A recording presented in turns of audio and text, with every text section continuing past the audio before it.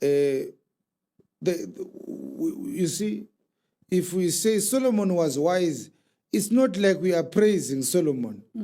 We are describing the discourse of his mind. Yes. It's not a flattery. You understand, brethren, charity? Yes, so our media team will put up the Merriam-Webster dictionary definition of the word idiot, because when a word is abused, you might actually ignore the correct meaning of the word and start using the wrong word, the wrong definition, and say, vari kunditi zvakati. Utozonzwa aiwa izwiri harireve izvozvo. Handiti? Vanhu vari kutora abuse wedhiri. Wedhiri rakatonaka rinotaura munhu akadai. A foolish or stupid person. Idiot, that I'm to wear my head on my sleeve. The terms idiot, imbecile, moron, and their derivatives were formerly used as technical descriptors in medical, educational, and regulatory context. And this is what people don't know, Pastor. People got to speak English and they did not desire to learn more about the correct use of certain words. Yes. You understand? Yes. And so when you go in the old days to see a doctor and the doctor wants to say that you have taken some intoxicating substance, you are behaving as a fool, they will say, he's an idiot, but he's drunk. It simply means that. Please put it back, the definition of idiot. It's not an insult. It is actually saying it was formerly used as technical descriptors. Highlight that part. In medical, educational, and regulatory context. Yes. The use of these terms in the context of extreme intellectual disability was broadly rejected by the close of the 20th century and is now considered offensive. Now, but the original etymological application is what we saw at the first there.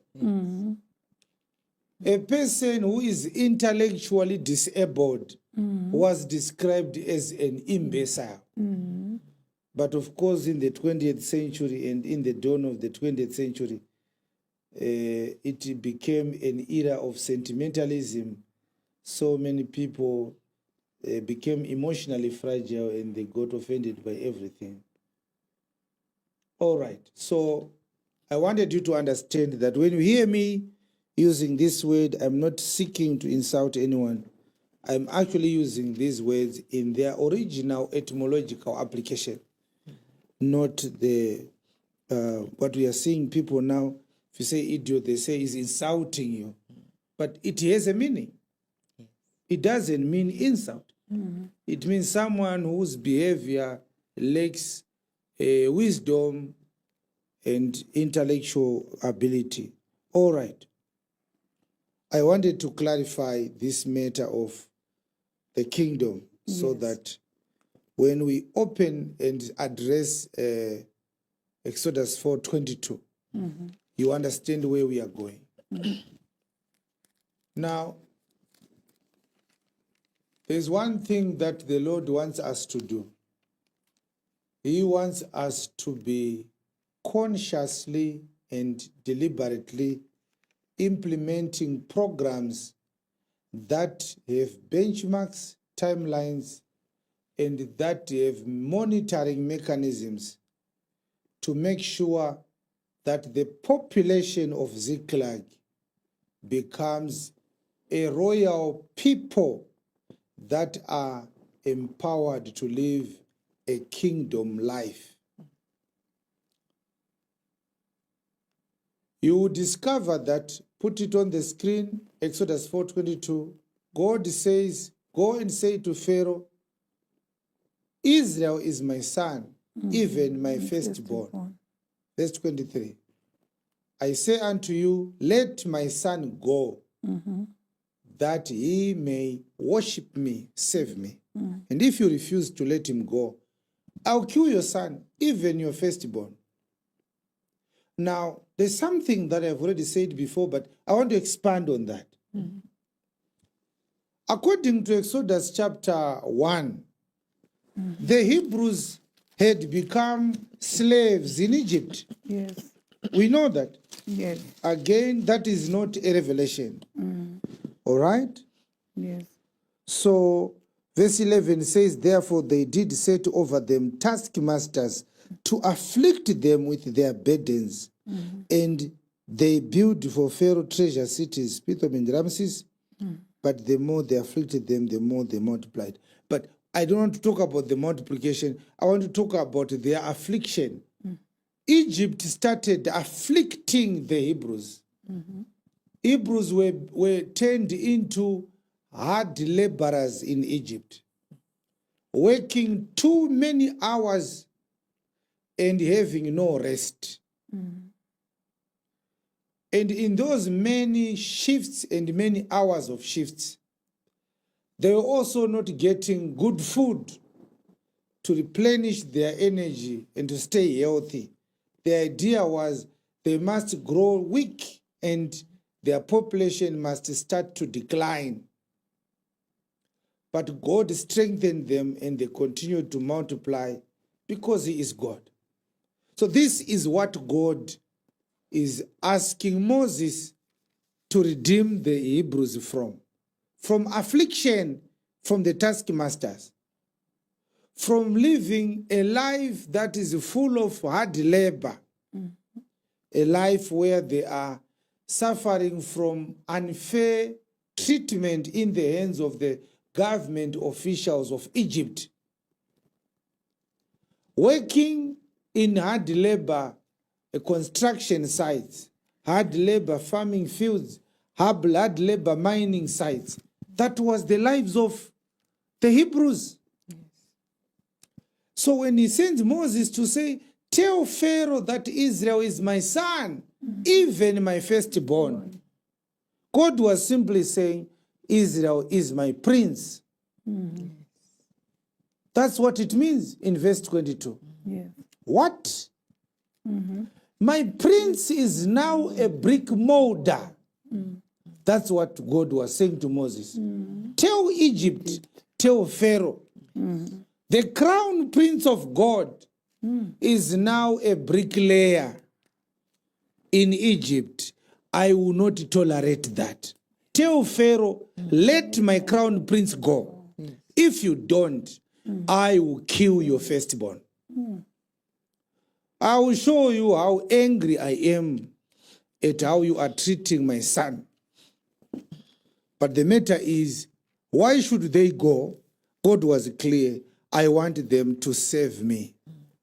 Which means slaves are not fit to serve God.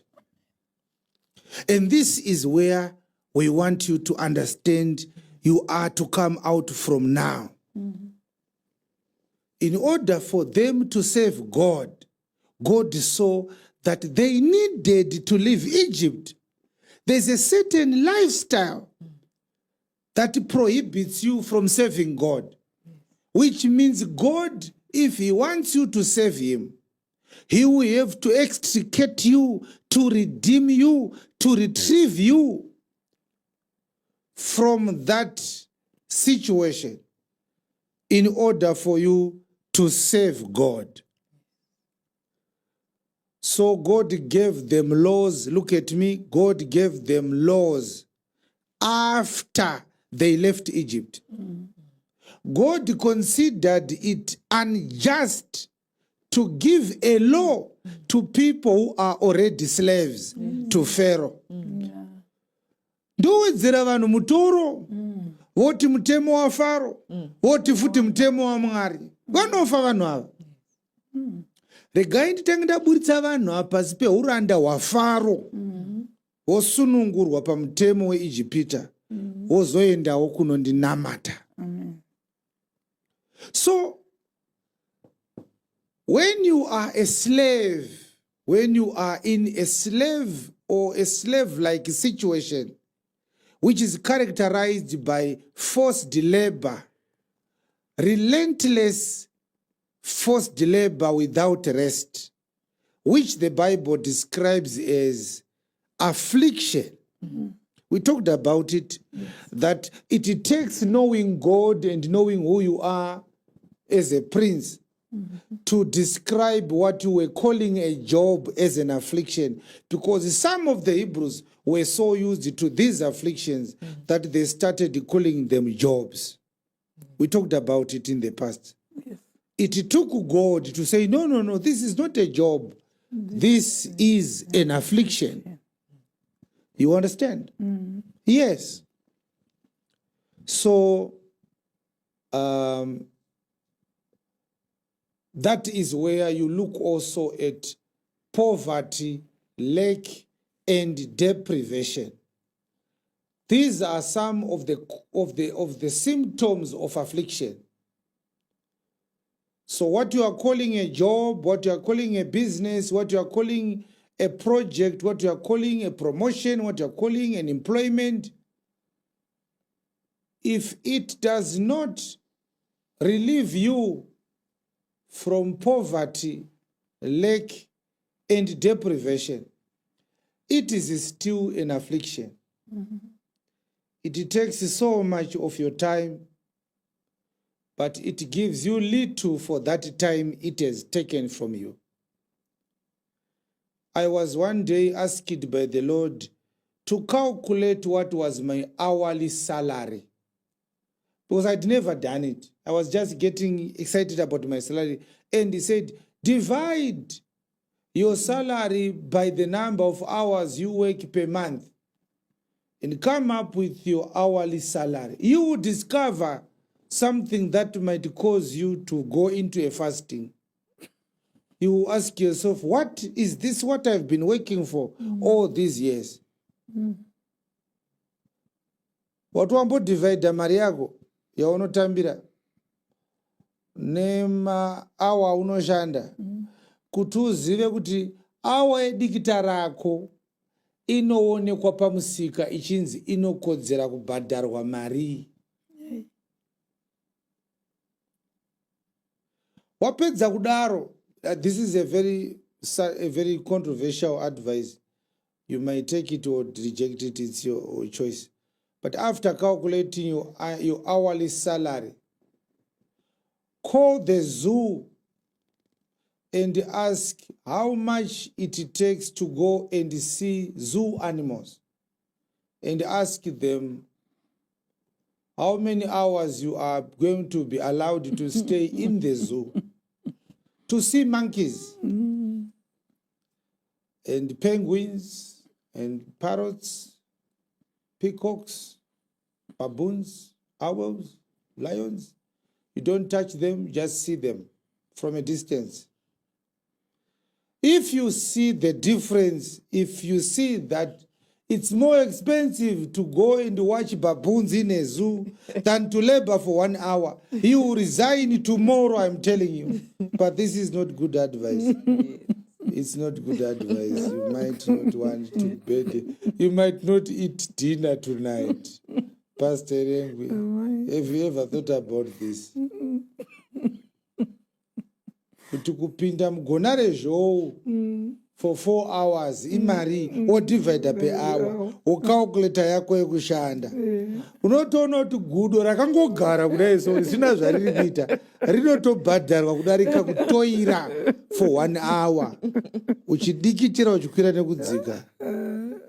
Ndopaunoti kuenga vanhu vanodada.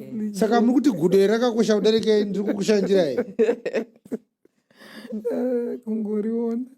Kungopinda pasta umunzi iri rinonzi Tom Gudo iri ndozi baba racho rane makore 7 riri muno sabate waye munorumwa ozonzi nguva dzakwana chibudai vamwe vapinde yatoexpire mari yenyu oona kuti kwinga yakatowanda kudarika pei yangu nayo. Saka gudo riri kubhadharwa mari raitei inga ndiri kushanda wani. Yeah. So I wanted you to understand that God needed Israel to be free before Israel worships God. Question number 1, has God changed his mind concerning this procedure? God understands that if Israel is not let go, is not freed from Egypt, Israel will not worship God. Freedom first, worship second. Sunungurwa wozonamata, sunungurwa wozoshumira Mwari. Has God turned around on this procedure? If God in the days of Israel prioritized the freedom, the liberty, the dignity of the Hebrews ahead of worship, why do you think in the New Testament era God would not care about your freedom? Are you not in Egypt? Do you not have to come to church when the taskmasters have let you go? So if you are in Egypt and you are forced to worship God, you can't attend the Sabbath. You have to tell the priest that I have to come to the temple now after the taskmasters have let me go. I finish my shift at 10 p.m. I start at 6 a.m. They worked for more than 12 hours per day. By the time you get home, you want to sleep, even supper, you are not prepared to take your supper. You are too tired to sit at the table. You can't listen to a 4-hour sermon. You are too tired. Some of you need 4 days to finish listening to one sermon. Not because you are a lazy person, but because of the taskmasters. They are sucking you dry. So this is the first issue I have to tell you. Talking about your freedom is not diverting the message of Christ. Come unto me, all ye that labor and all that are weary and are burdened, and I will give you rest. Jesus talked about giving people rest. Imi vakaneta, imi vakaremerwa, uyai ndikuzorodzei. So Jesus is capable of giving you rest. Rest for your soul, rest for your body, rest for your heart, and rest for your mind. He is able to give you rest that is multidimensional, covering all aspects of your body. You understand? Yes. So, if we are not addressing this matter like this, people must leave Egypt for them to worship God properly.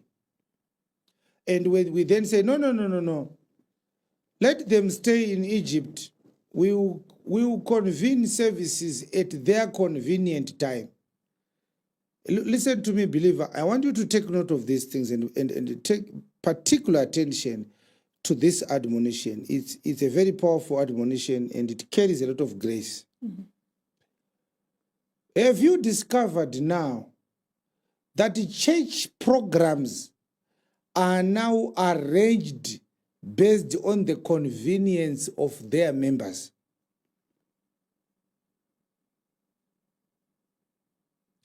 The reason why the church starts at 9 and ends at 12 or 10 or 11, it's not what the pastor was told by God. It is because of the economic circumstances of his members. They can't stay in church the whole day. They need to go to work. Yes. My question is, which God is it whose programs are determined by ungodly employers? Your employer, who is not a believer, has set up a timetable when you should be at work and when you are free. The pastor then says, I wait for that timetable bring it to church. I'll then consolidate it with other people's timetables and then arrange the church timetable. When you are not going to work, then there will be a church service. Which God is that?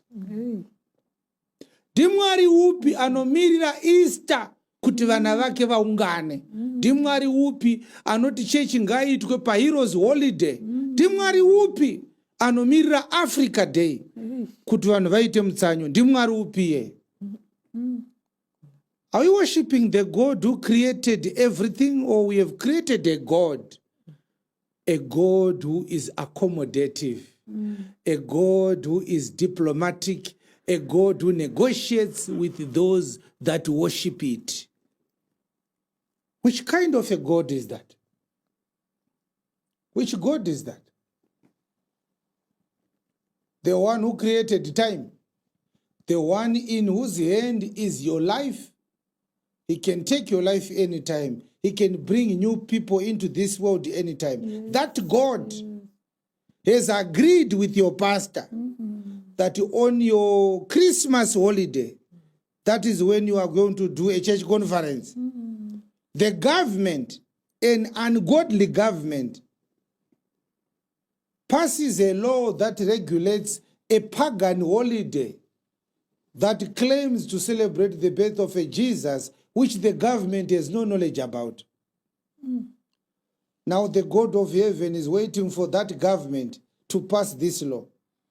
During your Christmas, God then says, let us meet with my people. Mwari anomirira hurumende kuti ikuregedze uende kumusha. Hurumende yoti tavhara makambani. Mwari oti dzatsva dzarungwa. Chiuyai kuchechi mundinamate. Ndimwari upi akadaro? The God that I know, he actually is a very dominant God. He is a God who loves to exercise his power. Amen. He controls calendars. When he wanted his people to come out of Egypt, he introduced a new calendar. When he introduced his son to die on the cross, he introduced a new calendar that changed everything in the whole world, including the Buddhists and the Hindus. Their timetables are based on the birth of Jesus Christ. Amen. 2026, since what? Since the year of the Lord. You understand what we are talking about? So, if we do not empower you with the teachings of God and the grace of God and the blessings of God, we are going to slowly but surely slide into the confusion of heretic churches that have created a God that is claiming to be the Most High God, a God who recognizes the events that are organized by ungodly institutions, accommodates these ungodly institutions, and compromises himself. He is now waiting for the people that are in the world to organize public holidays so that his people may be freed from their jobs. And then this God of heaven will then convene a church program. That is not what we are going to do. Yes. All believers must become free in their way of life. Let the people go out of a life of affliction. Remember, Egypt is a life of affliction. So when he says, let my people go, he's saying, let them go out of affliction. Go out, come out of affliction, and then, Pastor Rengwe, you will serve God. In affliction, your service to God is compromised. What does affliction represent? Number one, freedom. You understand? And this is something that people who are poor have not understood, that money and freedom are interconnected. Yes.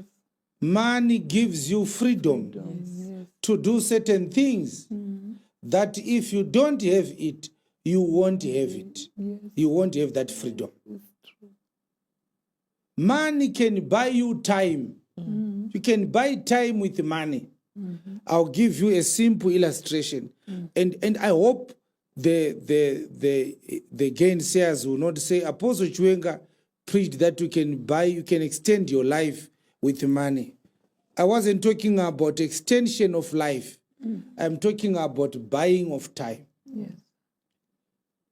A person who is going to, say, to Dubai from Harare, will need to fly for about 8.5 hours. You understand? But if the same person decides to go to Cape Town or to Maputo or to Beira and board a ship, it might take the same person 4 weeks to go to Dubai. 4 weeks in the sea, Yes. Yes. but 8 hours in the aircraft. Hey. Multiply 24 hours by how many days? 4 weeks is 28 days. 28 days multiplied by 24 hours per each day. Hey. And find out how many hours it will take you to sail from Beira or from Cape Town to Dubai.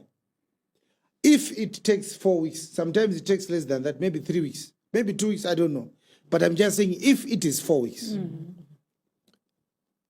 Which means the one who has money to fly will buy time. Yes. Because if you fly at 8 a.m. to Dubai from Harare, around 5 p.m., 6 p.m., you'll be in Dubai. You understand? Yes. Which means you have saved the time. Yes. Yes. Yes. When you needed 3-4 weeks to be in the sea, sailing to Dubai, in a boat, in a ship, it has taken you 8 hours. The difference is money. It will be cheaper to sail to Dubai. Of course, it will be cheaper. It will be more expensive to fly to Dubai, which means the difference there is money. Yes. Yes. You understand? Money can help you to protect your privacy. Between living a dishonorable public life and living a private life, the difference might also be in money.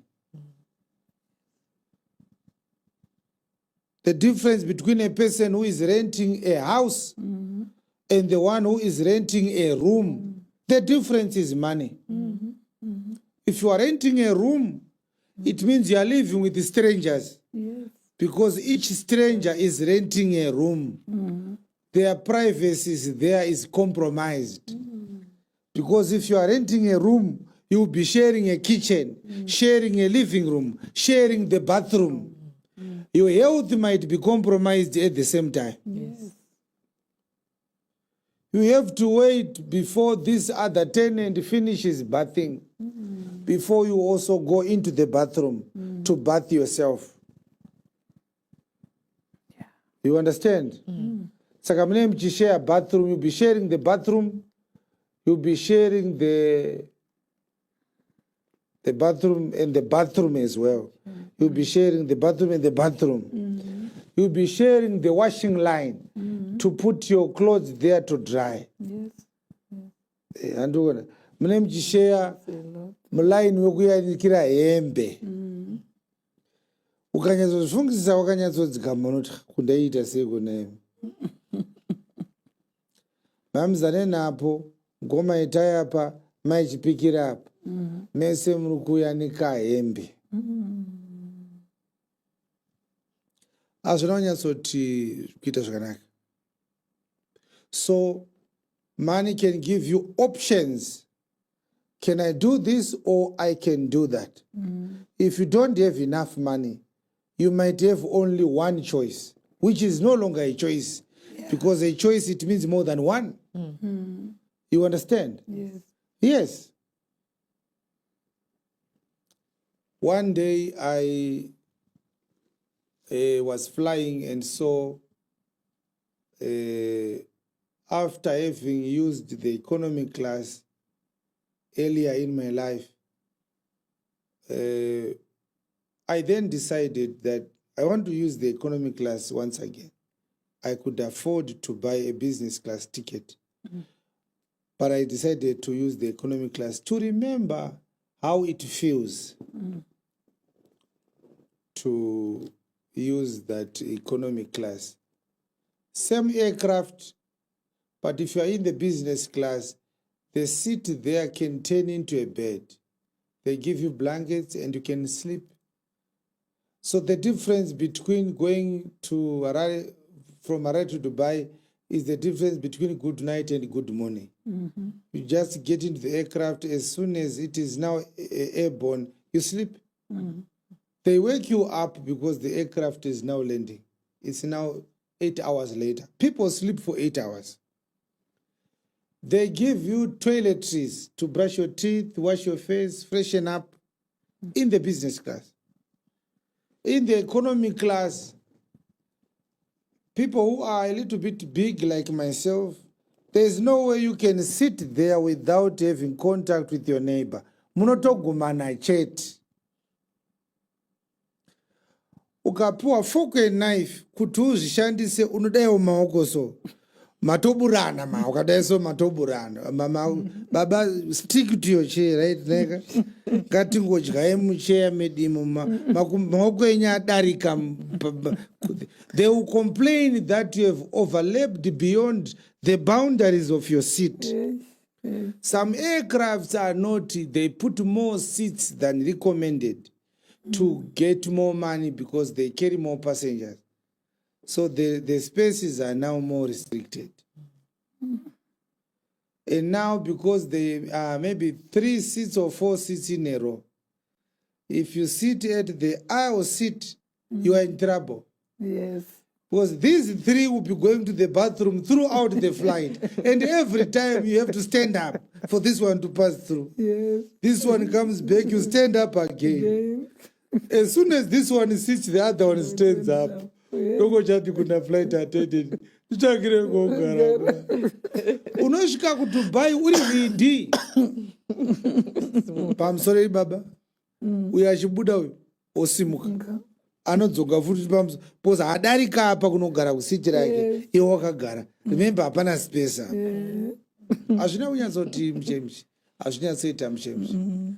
But namo zvainoita kana ukanyatsoijaira, iwongo uchimbokwira marori uchibva kwamuriwa nemadomasi uchienda nawo kuMbare, ukakwira ndege ukagara mueconomy, unosvika ikoko uchitenda Mwari. Unoti Mwari akanaka, ndakwirawo ndege. But mundege macho munenge muine economy, muine business, muine first class sometimes. Handitika. You will find out that it will cost you the tickets of 3 economy seats or 4 to buy the business class. So if you are poor, you will say over my dead body. If I use the economy class, I can go to Dubai and come back and go to Dubai and come back. With the price of 1 business class seat, I can't do that. This is daylight robbery. I will report to the government.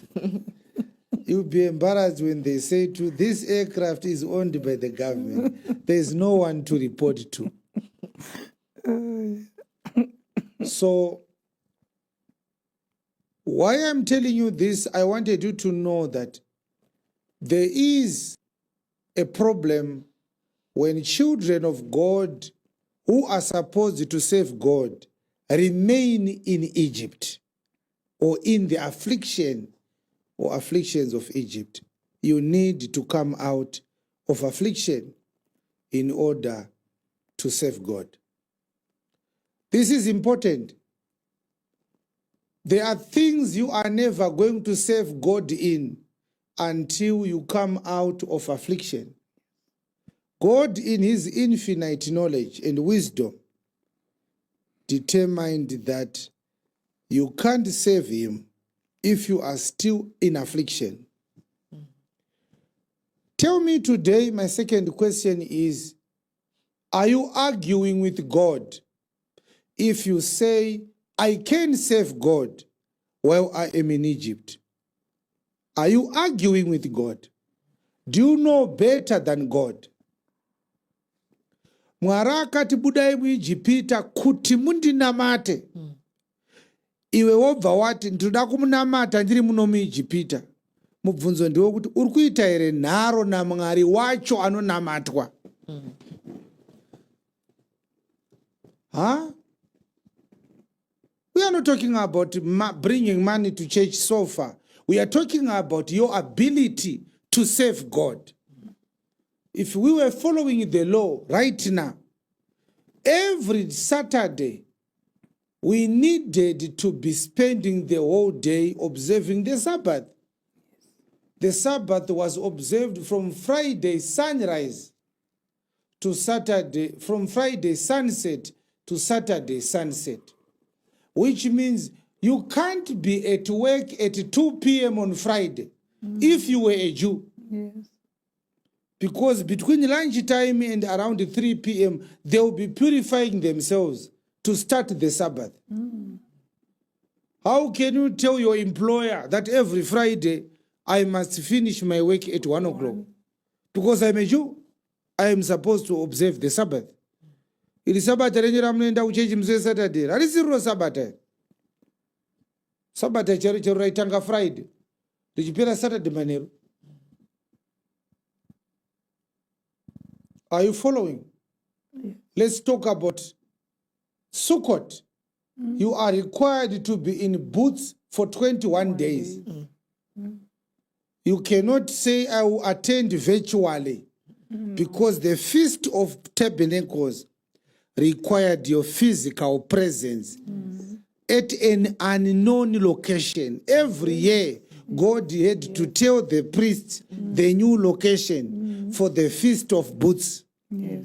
From 1 Tishri to 21 Tishri.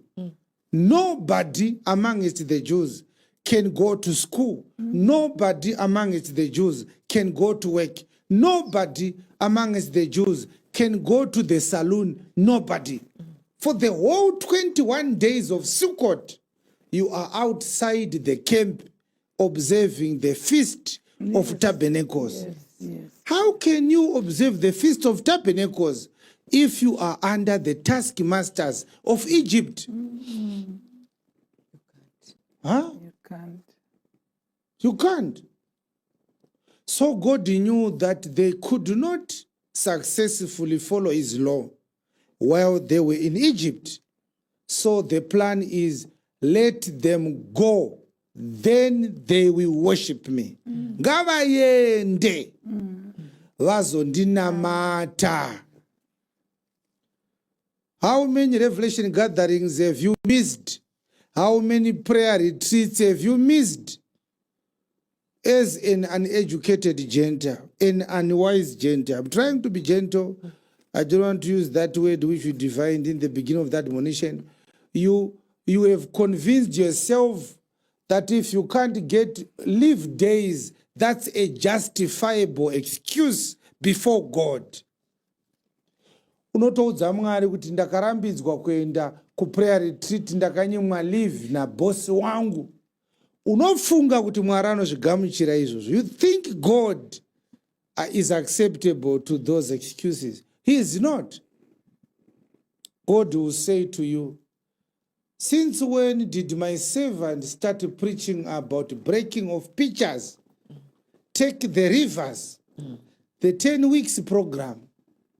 What is he trying to do? To take you out of the affliction you are calling a job. So that when I call you, you come to me.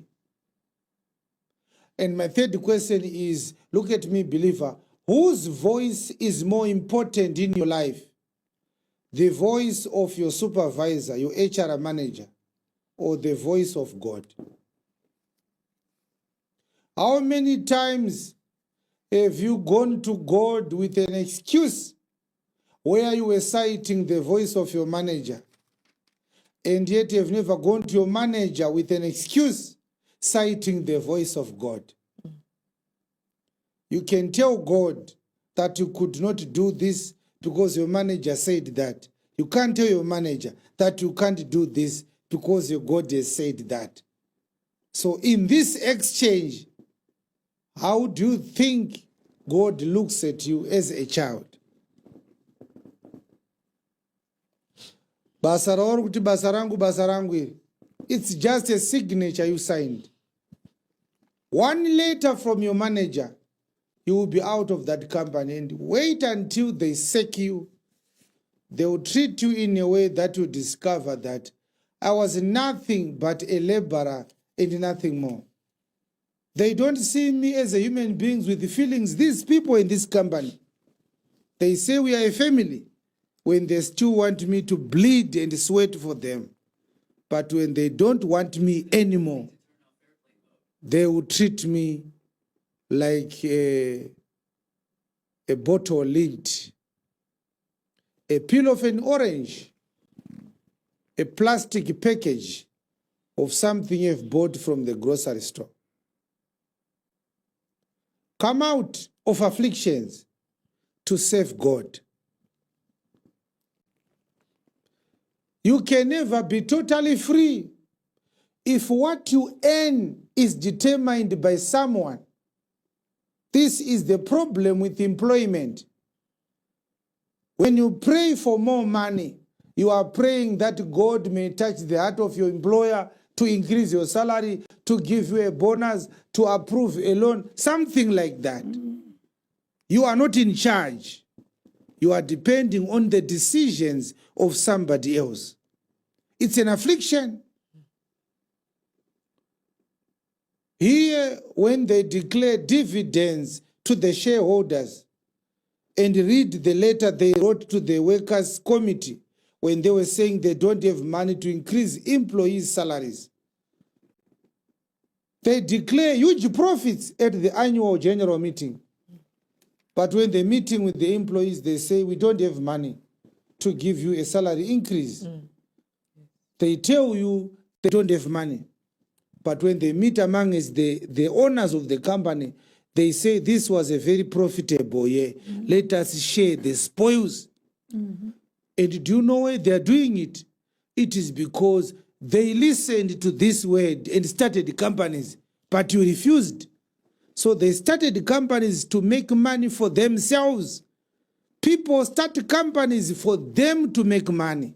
They don't start companies to give money to their employees. Ukoona patangwa company, arikuda kuita mari, haasi mushandi achapinzwa basa ipapo. Arikuda kuita mari muridzi wecompany. Usazopopota kana muridzi wecompany achiita mari, iwe uchitambura. Anoti, indaida kuita mari ndikatanga company. Izve kutsvaga mari pabasa izvi, uri kushandira vamwe izvi, hazvina mari izvi. Ndakatomboshandira vamwe ndikaona kuti hazvibhadhari ndikatanga yangu. Enda unotanga rako project uite mari. So the kingdom understanding we have imparted upon you is that you ought to start your own way of surviving. A project, a business of your own, which does not require you to be paid by somebody who is called your boss. Be your own boss. Be an entrepreneur. Be a business person. Be self-employed at least. Own a business, start a business. Why should we do that, men of God? Freedom. Come out of affliction.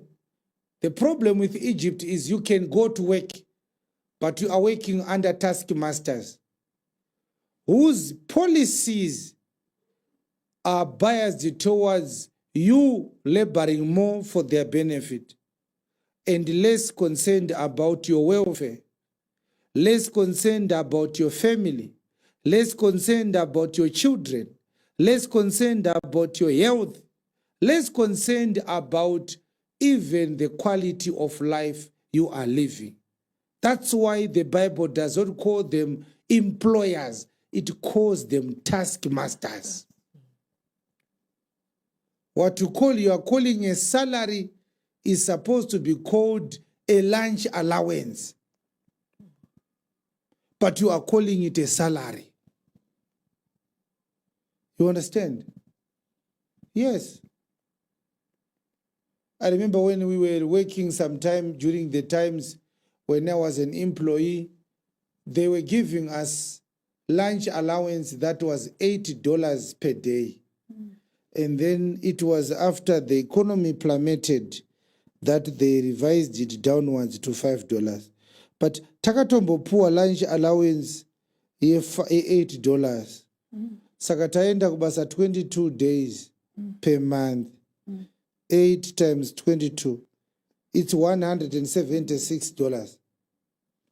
Yaiuya iri mari yelunch pamusoro pesalary. Iobva wapinzwa basa rawakaendera kuchikoro wobva wapuwa 200. Hausi kuona kuti harisi employment iri. It's an affliction. It's an affliction.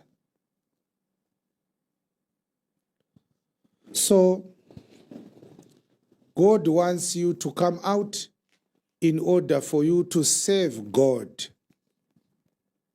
Come out so that you may serve me. Are you going to come out in order for you to serve God?